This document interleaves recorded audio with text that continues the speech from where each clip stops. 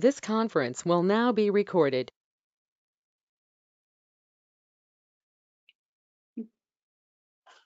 Well, hi again to everyone. It's nice to see we have a good group to talk about conflict today. My name is Kate Carey. I'm head of education, and I just was hoping some of my colleagues have jumped on the call. I hope that my McNay education colleagues will introduce themselves, what we've been doing. Well, let me do that first. Rosemary, will you introduce yourself and then pass the baton to our other presenters today? Hi there. Good afternoon. I'm Rosemary Hickman. I'm the one that's been spamming your inboxes. It's always encouraging to see so many smiling faces and little icons on our screen, which meant that you got the message. So thanks for joining us. We're going to have fun today. And Kira, how about you? Will you introduce yourself? Hi, my name is Kira Sandoval. I'm an educator for K through 12 engagement at the museum, and I will also be speaking with y'all today. And Janelle.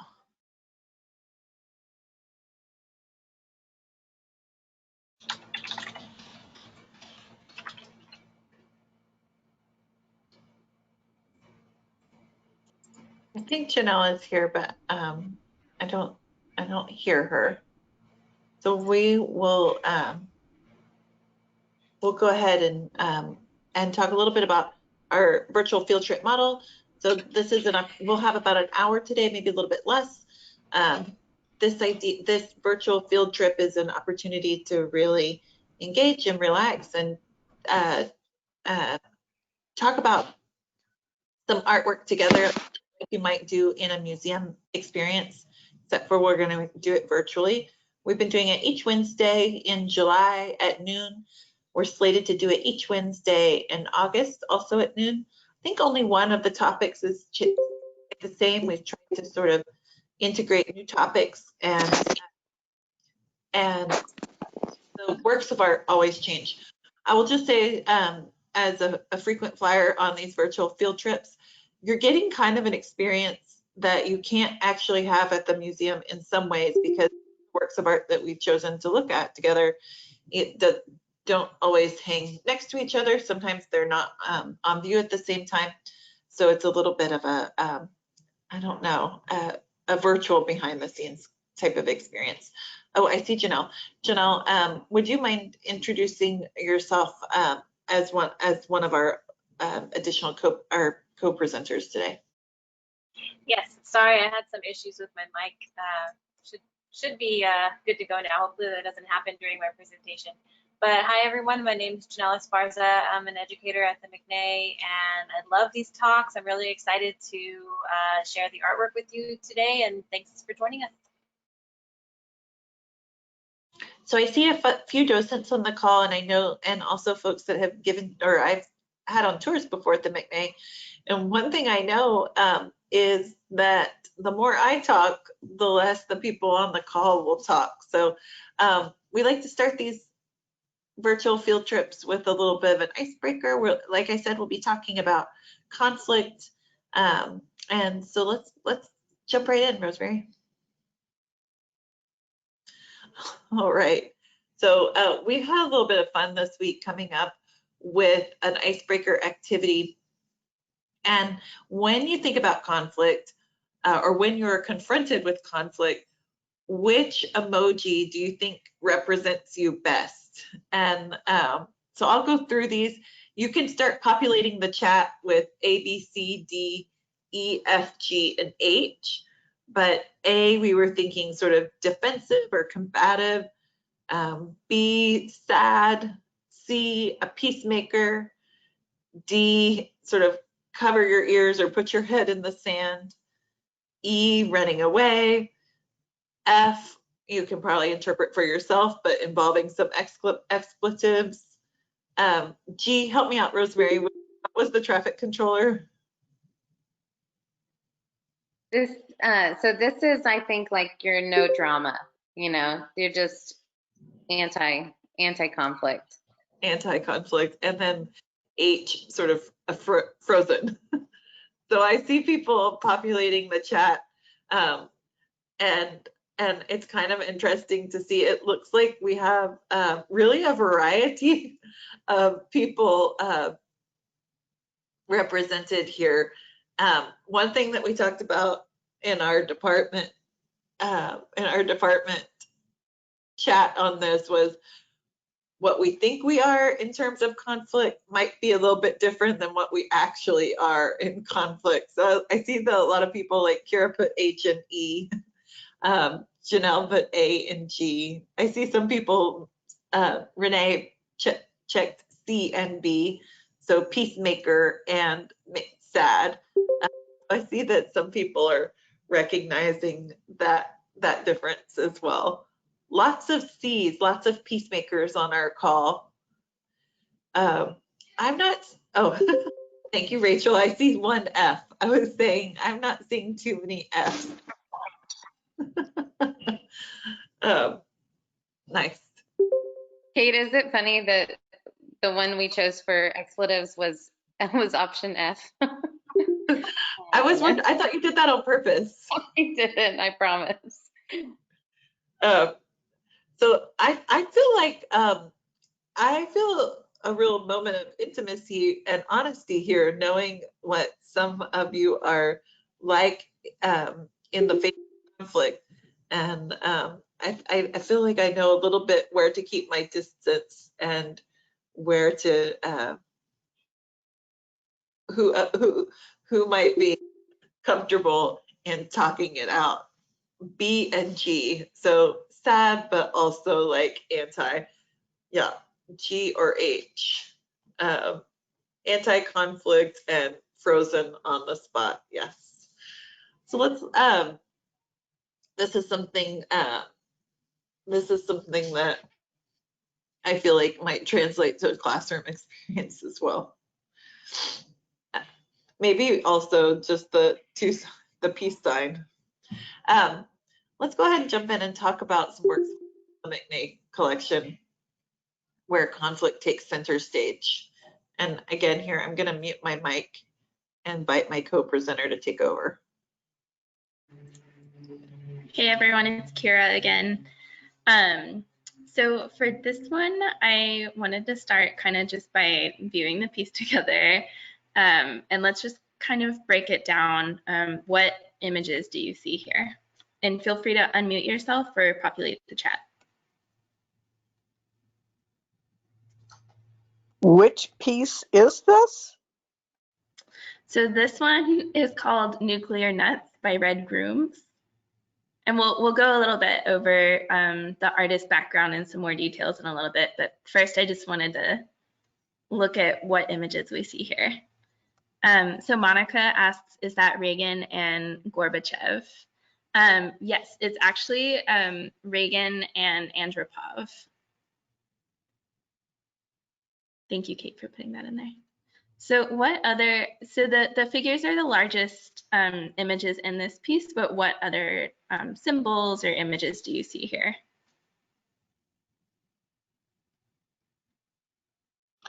Bear and eagle.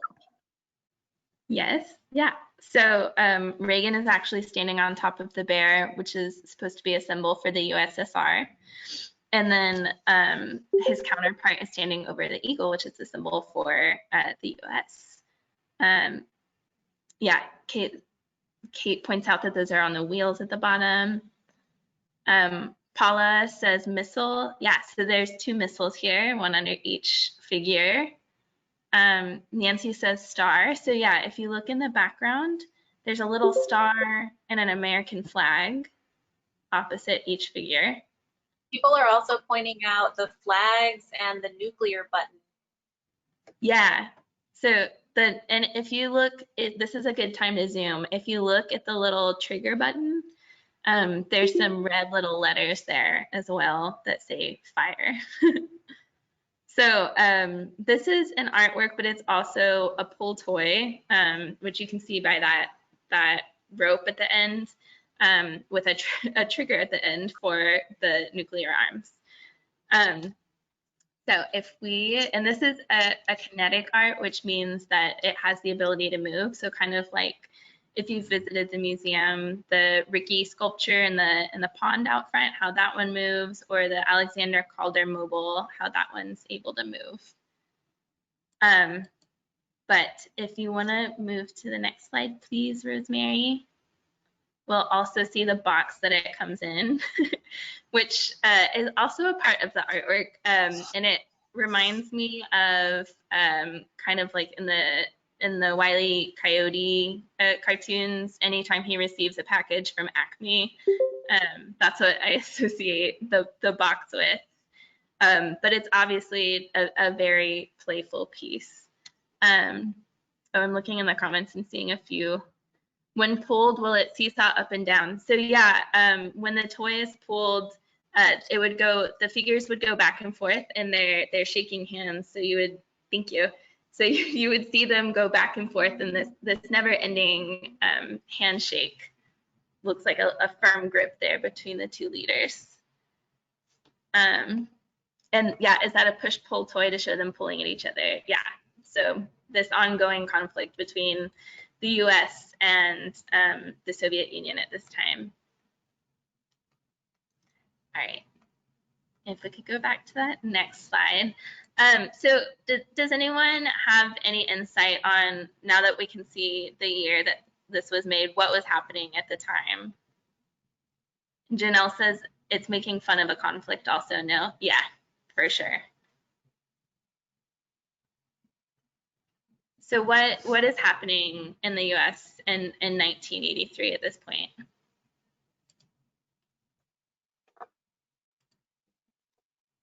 Cold War. You could just say, right. Nancy Clark says peace talks. So that, I think that does happen after this, but actually in 1983, Reagan declared the Soviet Union an evil empire after he had increased the military budget, I think, to 70% of the national budget was spent on military. Oh, awesome. I love that captioning. It was spent on the military budget that year. So really putting money into this nuclear arms race that was happening. And I thought it was funny that actually in the year after, Time Magazine awarded its Man of the Year award to both Reagan and Andropov for kind of escalating this nuclear conflict at the end of the Cold War, and really escalating this arms race. And I actually have an image to share with you guys.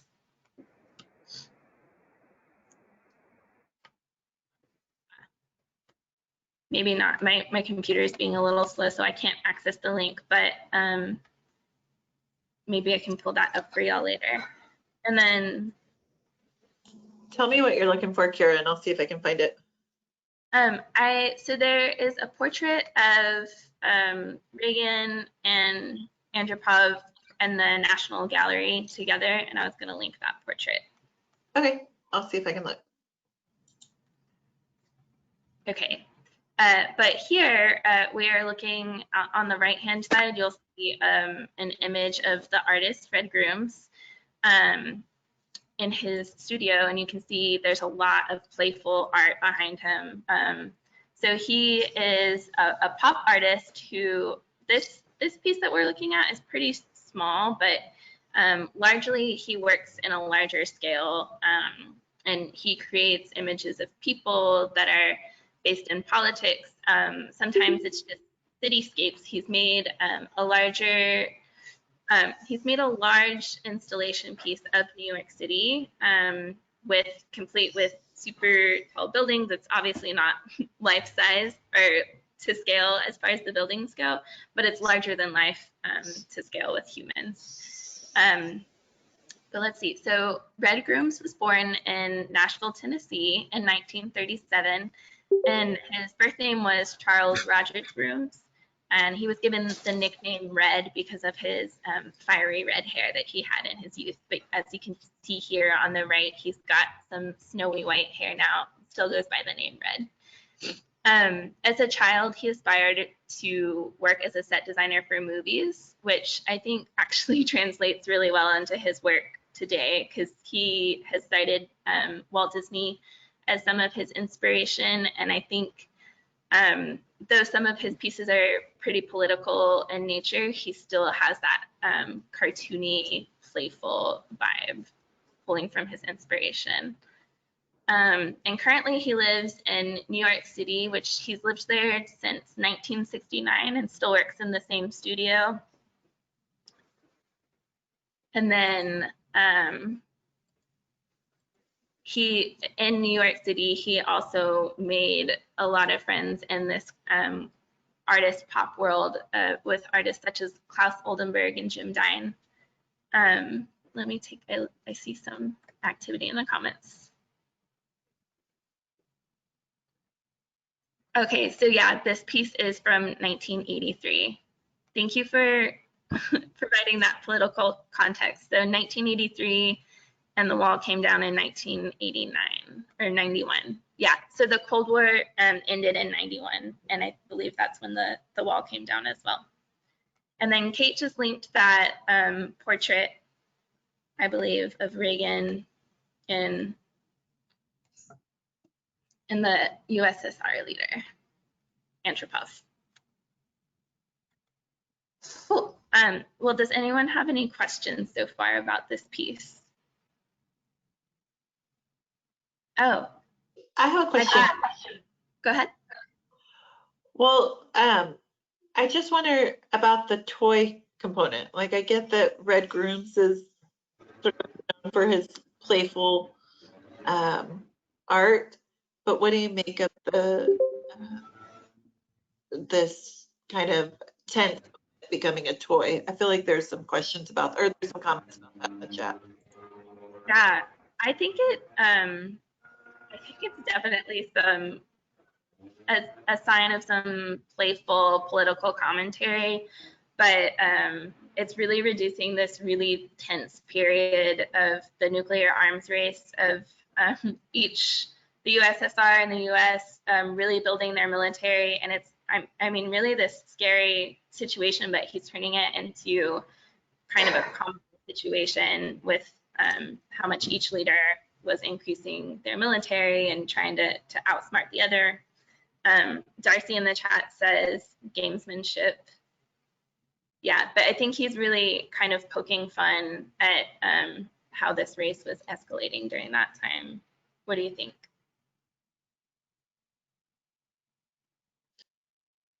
Yeah, I think there's something about the tension there. And also, I don't know if it was you or somebody in the comment talked about the handshake being maybe, I don't know, not almost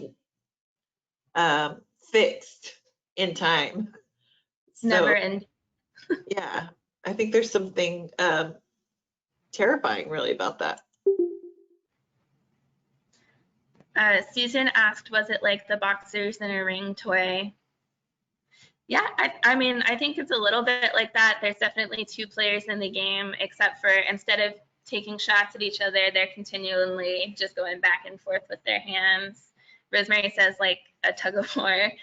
And Juan said like political cartoons. Yeah, I feel like his work that focuses on political issues is a lot like political cartoons because they're fun and they make you laugh, but they're really based in these deeper, more difficult conversations.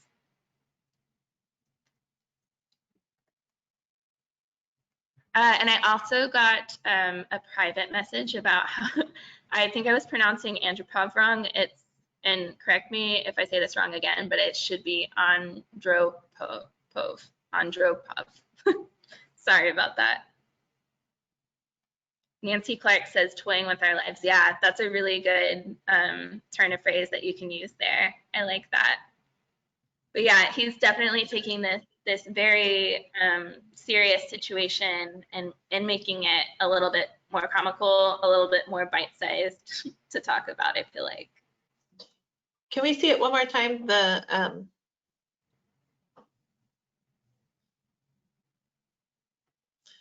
one of the questions I saw in the chat was, how is this normally displayed? And usually it's nice, again, this is one of those virtual experiences. We're showing the box, but usually it's not displayed with the box. Usually it's just the sculpture on a pedestal, sometimes with a vitrine over it, I guess, to protect it. And so again, if you wanted to zoom in on anything, this is a good time to sort of zoom in on some of the features. Yeah. Oh, I'm also seeing this question, what do the checkered stripes symbolize? So I think they just symbolize the USSR against the US. So if you see under Reagan, there's the little US flag. And then on the other side is the USSR star. So I think that the missile on the right is for the US, and then so the red checkers, and then the missile on the left is for the USSR, so the blue and white checkers.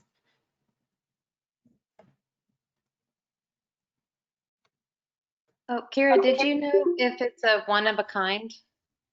No, so I think that there are at least 11 in existence. Yeah. I like that Kara Salinas is saying that this could be from the viewpoint of a child growing up during this time in history, hence the toy, right? Oh yeah, that's a good point. Yeah, so let's see. Red Grooms was born in 1937, so he's definitely an adult at this point, but I do like the idea of him creating it from the viewpoint of a child during this time. Yeah. And Nancy Clark points out that Reagan seems a lot more flushed in his face. Oh, that's a good observation. I didn't think into that before. War games, yeah. So do y'all have any other questions about this before we move on to the next one?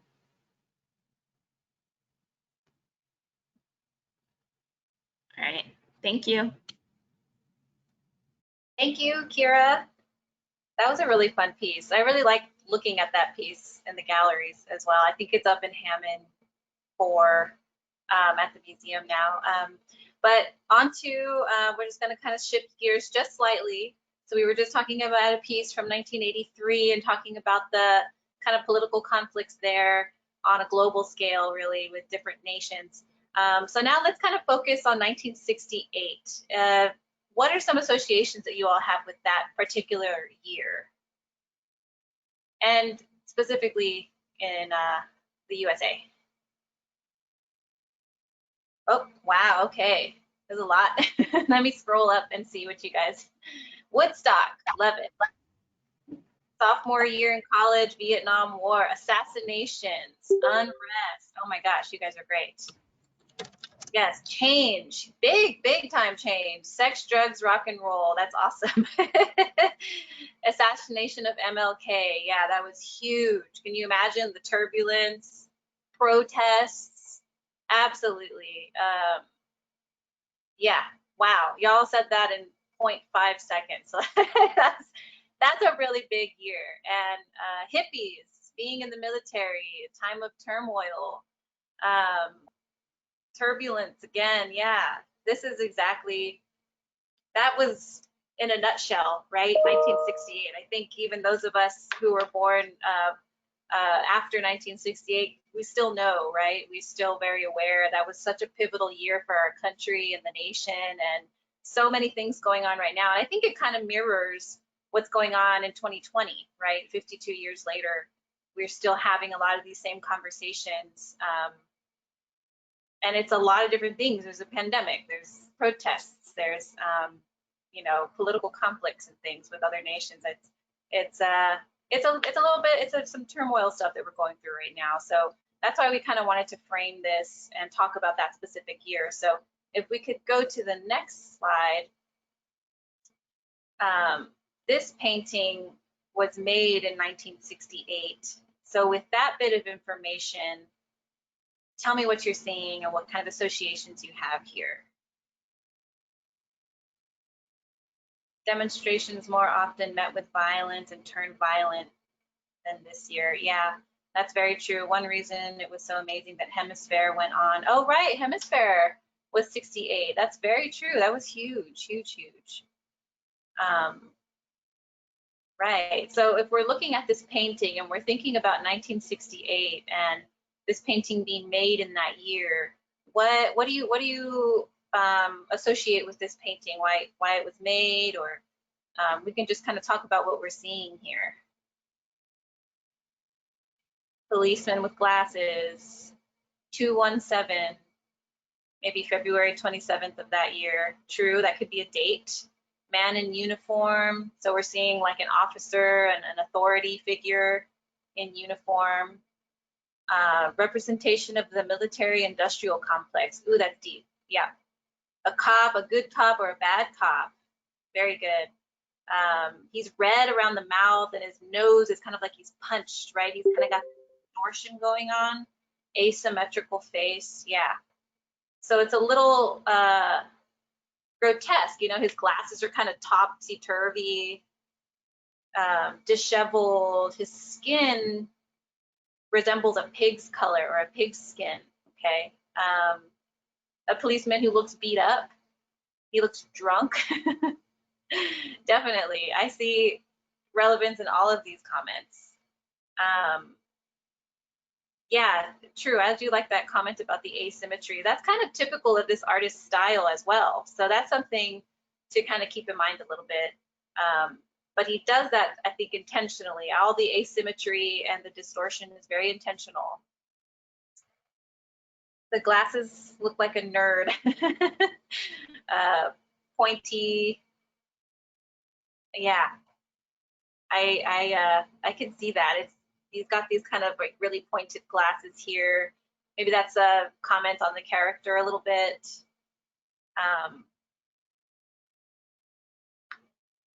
Has he been in FA? I'm not sure what that FA means, I'm sorry. One eye is closed. Yeah, I think all of these things are super relevant. So we have civil rights, civil unrest. That was like huge. That was the year for civil rights movement. The March on Washington was in 1963. This was a huge year for America, and specifically Black America, African Americans in America being seen, being heard, and having their rights being acknowledged, and it was huge. And so a little bit more, I think, to paint this cop, right, in 1968 can kind of mirror the tensions that are being explored right now, and they're being viewed between police and African American community now in 2020.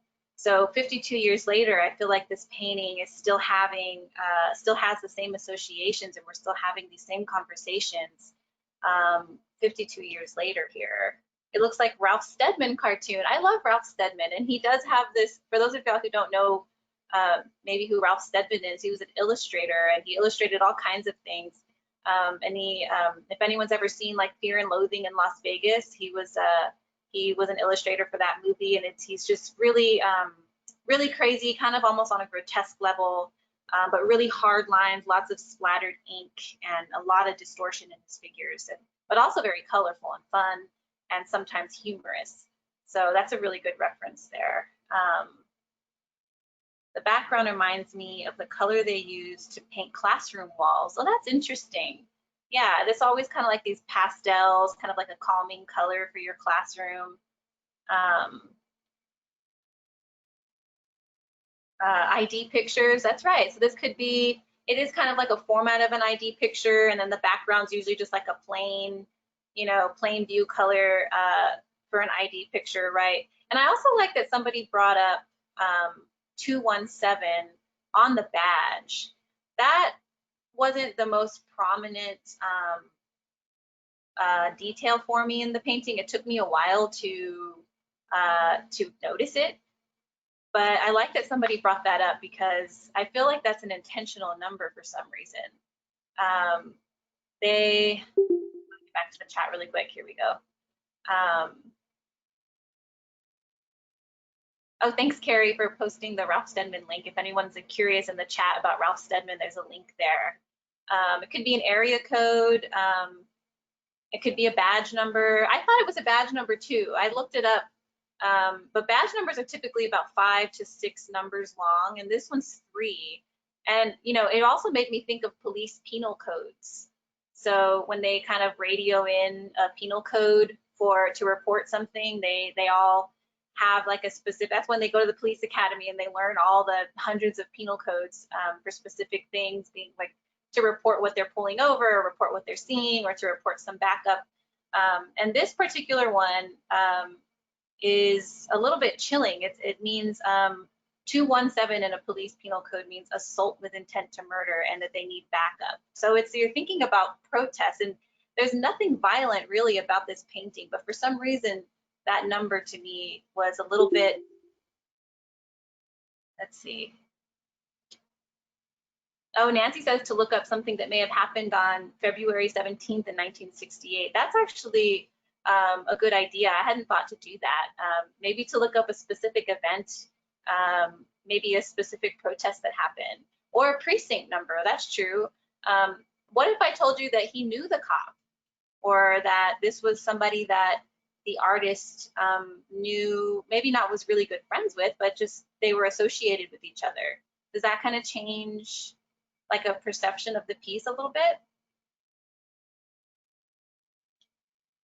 Could be a date, yeah.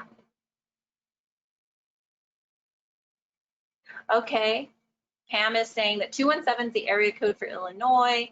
The Democratic Convention that had a violent protest in Chicago, lost it, had a violent protest in Chicago that year. That's really important too. I mean, this is like such a huge reference. It's such a small little detail of the painting, but it could be so many different things. And the artist kind of leaves that a little bit ambiguous for us to figure out, right? It's like a little code. Did he arrest the artist? No, I don't believe that he was arrested. I haven't heard any historical facts on that. Do area codes exist in 1968? I don't know. That's a good question. I thought they just always existed. I just always assumed. And Susan says yes, they did have the area code there.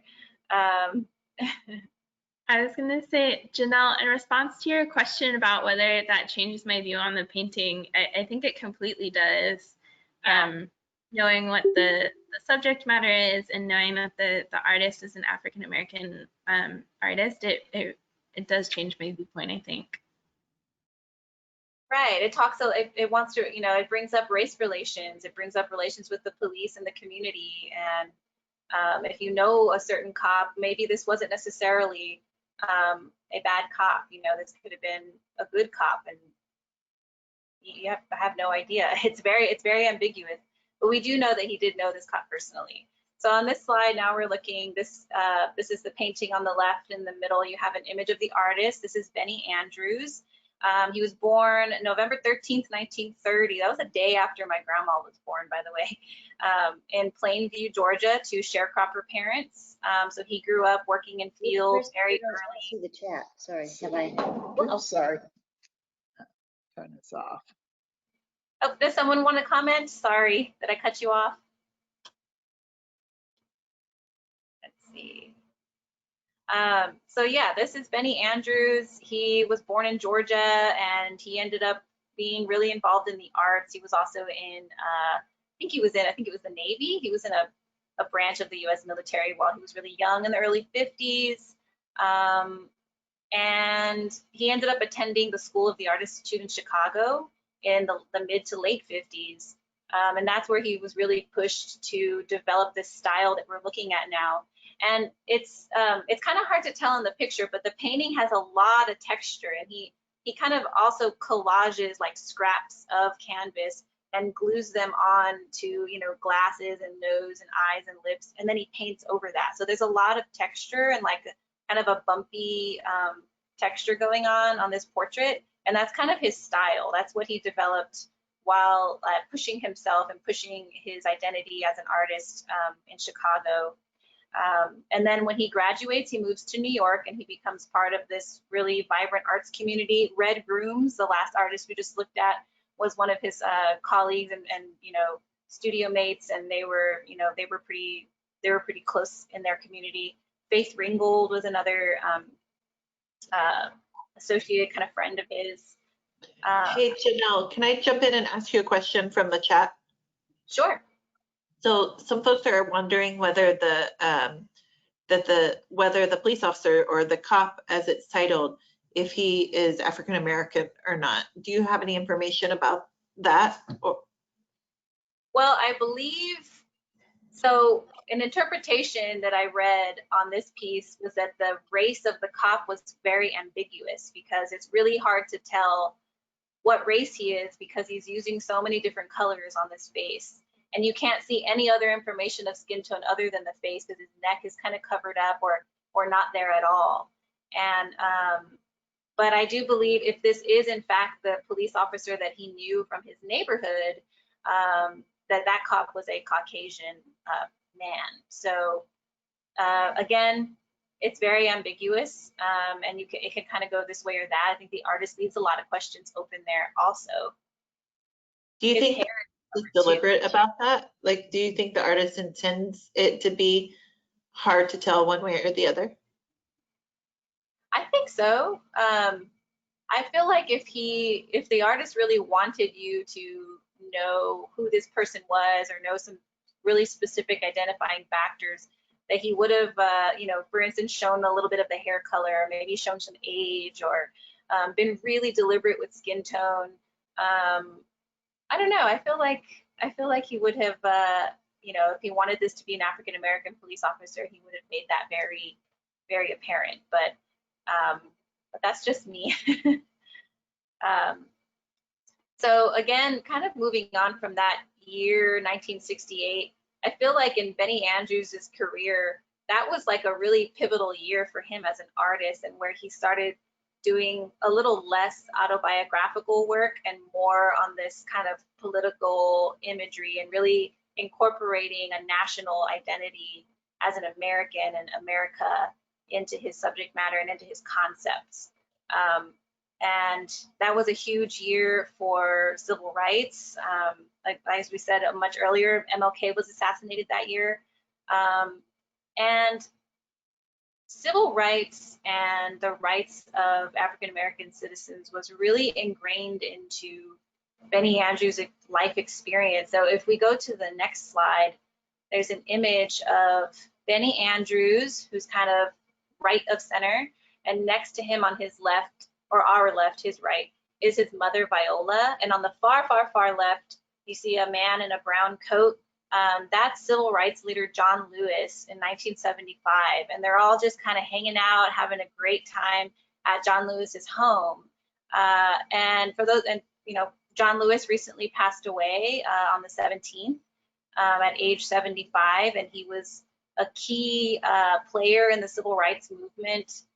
He was right alongside MLK during the March on Washington and the March on Selma. He had a 30-plus year career in Congress and was extremely dedicated to the cause of civil rights, and also obviously like a really good friend to Benny Andrews and his family. And so I feel like Benny Andrews just surrounded himself with individuals like this. Benny Andrews was also an advocate for representation of African Americans in the art world and big art institutions. He protested the Whitney Museum for not including African Americans in, historical art surveys and things like that, and was also associated with the Studio Museum in Harlem, who are still around today, and particularly show artists of the African diaspora and the African American experience as well. So yeah, I'll just wrap that up because I know we're kind of running a little bit low on time. But let me go to the chat real quick, just in case I forget anybody here. Yes, Julian Bond is identified in there. Kira says, I think he even pulled out of an exhibition because of the lack of representation of Black artists and curators. Yeah, that was also at the Whitney. There was a Whitney exhibition that was about the 1930s painting and sculpture in America that completely excluded any Black artists in the 1930s. And him and Faith Ringgold and another artist protested that by displaying an exhibition at the Studio Museum that was called Invisible Americans, Black Artists of the 1930s. So they were very researched. They knew a lot about their history. Yeah, that's kind of Benny Andrews in a nutshell. And 1968 had a huge impact on the direction that his art went. Yeah. I'm going to go ahead and pass it on to my colleague for the next work of art. Hi guys, it's me, Kate. We're gonna we're gonna play a little game. I'm not gonna show you the work of art just yet, but I don't know if you've seen these on social media, but where somebody posts an image and then you come up with the caption for what the caption for that image should be. And sometimes they can be humorous and sometimes they can be really on the nose, and you get to choose how you want to do this. So use the chat feature to caption it, or feel free to jump in and share what you think the caption should be. And go ahead and let's reveal our caption this image. This is also a good time to use the Zoom feature so that you can zoom in on something. And I'll share some that I'm seeing looking back at 2020. So we have this figure looking at utter disaster and making some comparisons to 2020, rolling into Monday, yes, this recipe is harder than I thought. Is this your kitchen, Rosemary, that is up in flames? Yeah. Female centaur, nice. So feel free as you continue to come up with captions to do some active looking here. What are you noticing? Can you either unmute your mic, burn baby burn, disco inferno, nice, thank you Nancy. Why did I think I could cut my own hair? Or yeah, just maybe bangs, exclamation point, exclamation point, exclamation point. Nice, why can't I move? Just go ahead and again, unmute your mic or populate the chat. What are we seeing here? Go ahead and tell me some of the components of the composition. I'd love to hear it in your own words. You see flames behind the fence. Yeah, so flames in the distance. Yeah. Oh. Yes. What else are we seeing?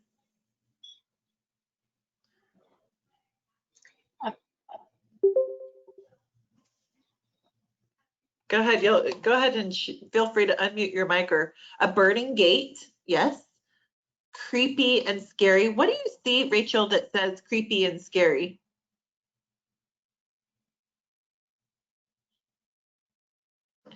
I mean, one of the things I'm seeing that is just unusual is usually when you see a portrait, you see the person. So one thing I'm seeing is we don't get to see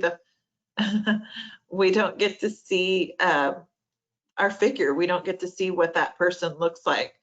I'm seeing some comments about hell. I'm seeing some comments about a world burning. The figure is clearly looking at something, and the only way you can interpret the figure's maybe feelings about it is the way she is gesturing with her arms and her hands. Yeah, thank you, Emily.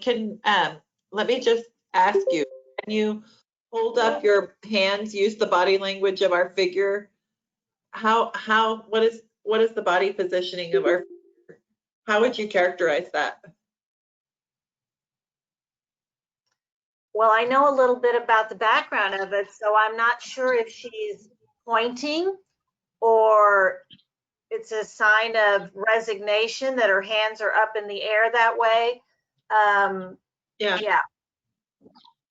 I think it can be interpreted a variety of ways, Emily. Is she like gesturing at see what this is, or is she like hands up? I give up. I've tried my best. Her elbows are leaning on the table behind her. It kind of suggests that she's like just standing back and watching what's happening.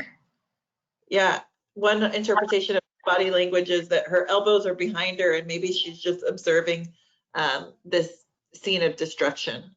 I also like this these terms I'm hearing in terms of horror or failure, warding off evil, surprise and fear. These are definitely, and I think one person, Renee, is thinking back to our activity at the beginning, just in terms of thinking about conflict. Maybe one reaction is just frozen in place and not able to move. she can't participate in what's happening somehow. I'm going to share just a tiny bit of information. I do think this also is one worth coming to view at the McNay. This is a painting that's called Cassandra. So if you know some things about mythology, you know Cassandra has like the worst curse of all. She can predict the future and nobody will believe her. I actually think that some of the epidemiologists and gifted scientists that have been advising on the pandemic must feel a little bit like Cassandra, and that they were able to predict a lot of horrible news, and in some cases there was a lot of slow reaction to that type of prediction, and maybe even a long periods of disbelief. So she lost her power of persuasion. So she was pursued by the mythological god Apollo. He wanted to he was courting her, and in order to attract her, he gave her this incredible gift of foresight to predict the future. But she sort of rebuffed his advances and was not interested. And he was so angry about that he cursed her with the fact that she still had foresight, but nobody would believe what she said. So I feel like in terms of a work of art that's speaking to our internal struggle or our internal conflict, she's definitely exemplifies something that we've all experienced, where we've had a moment of not being believed. Yes? I just had one recently. Do you feel comfortable sharing? Yeah, I work in a laboratory that we just had renovated, and it was a, pretty sizable job. Like 50K was put into it, and I wasn't satisfied with the end result. It didn't look like a 50K job had been done. And then the following week, we had a hose burst and flood the building. Oh my word. So everything was destroyed after I had notified, my higher ups that, this job was not, did not meet the requirements of our work, and it was not satisfactory, Right. So you raised the signal, or you raised the alarm in some of the same ways that Cassandra does, and had kind of a similar result in that it didn't result positively in that instance that you shared. Thank you so much for being willing to share this.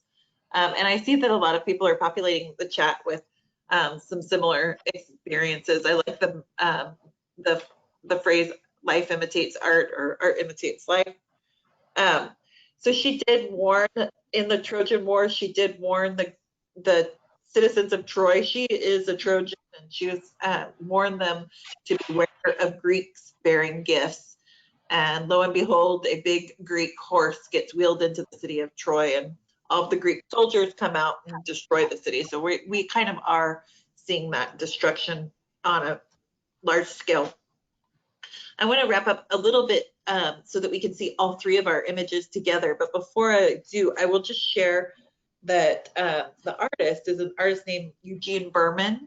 He was born in Russia right at the turn of the century, 1899. And he also dealt with a lot of conflict in his life. He, at the age of about 19, he fled Russia for Paris because of the Bolshevik Revolution. And then he, during World War II, or just in advance of World War II, fled Europe for the United States. So he's definitely somebody that lived through some significant periods of conflict in American and European history. And but he was a painter, and he loved to paint sets and scenes and costume designs and that kind of thing. There's a picture. Does anybody recognize this? I can't see everything on my screen. Are you recognizing this actress, Ona Munson? If she's not a household name, The role you'll know her best from is Belle Watling in the film Gone with the Wind. So this was his wife, and for many years a muse. And so I think, if we go back 1 second, Rosemary, to the previous slide, I think that she is the model for Cassandra here. He used her as a model for a lot of mythological subjects. I told you so. Yes, I think Cassandra is probably the originator of the phrase "I told you so." She has to be. Let's slide forward, and I just want to see if we can get some responses to all three of our images together. Did you know? So here's our question. Oh, let's go back. Sorry, let's go back. Did you notice any unexpected connections between these artworks? So looking at all three of them together, and I don't even know if our educators on the call have had a moment to think about this, but let's see them all together. Are there any unexpected connections between The Cop by Benny Andrews, The Nuclear Nuts by Red Grooms, and Cassandra by Eugene Berman? Any things you're noticing? Feel free to populate the chat or unmute your mic.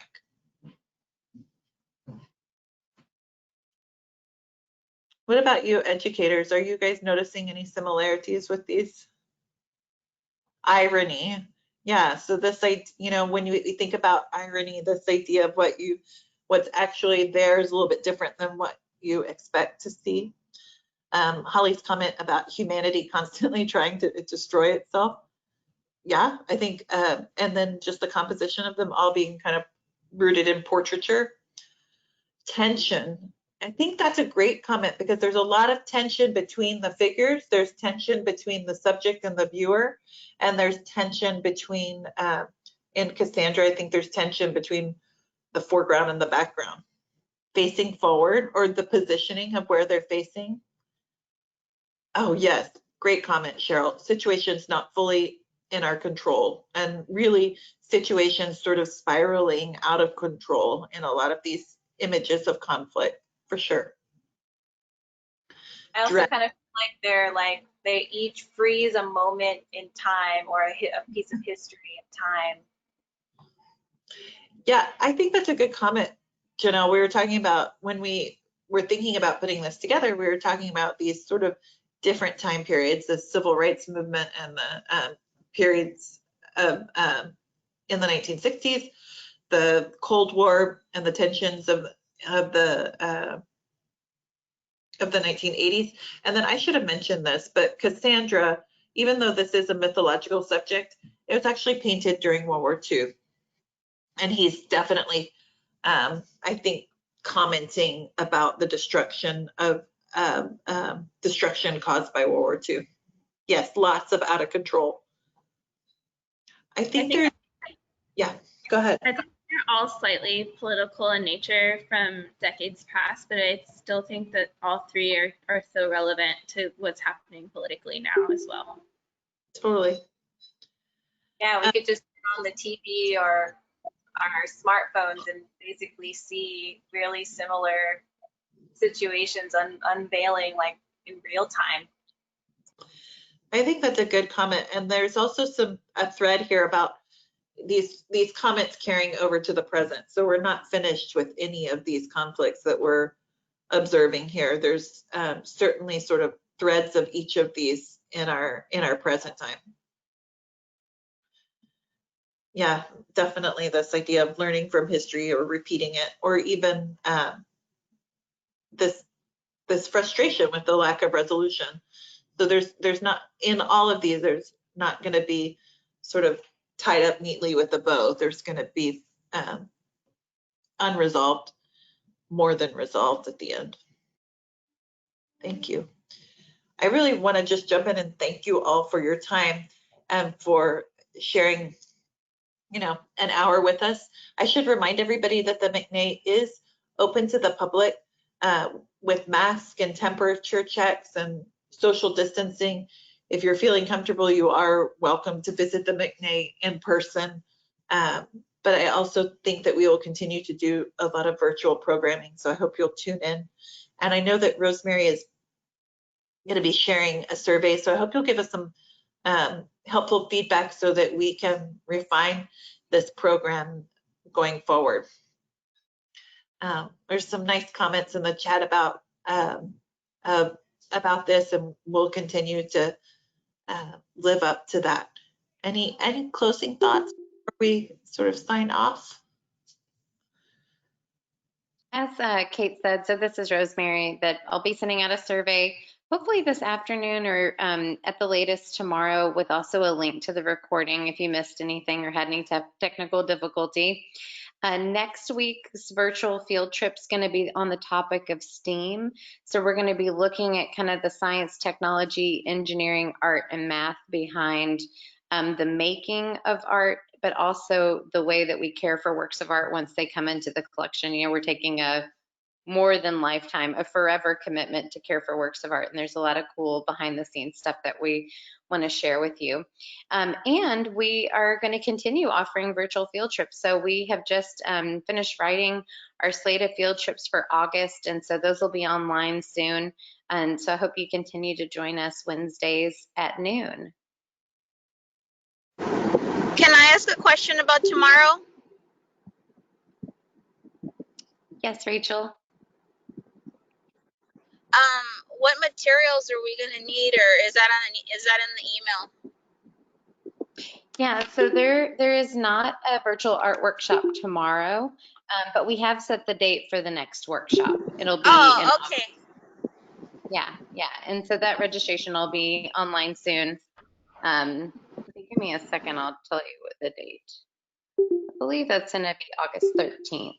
It's gonna be our next virtual art workshop. Thank you. All right, everybody. We'll continue to tap into your peaceful natures, all these peacemakers we had on the call today.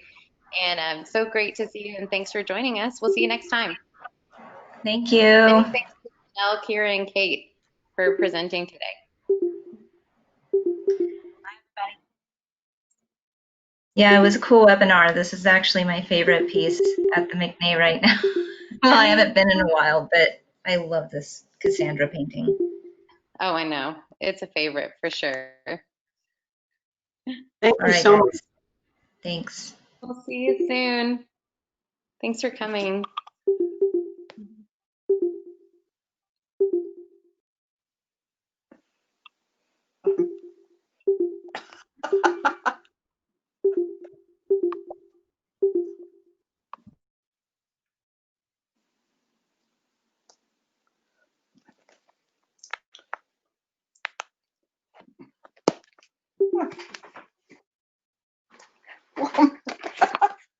Have I not hung up?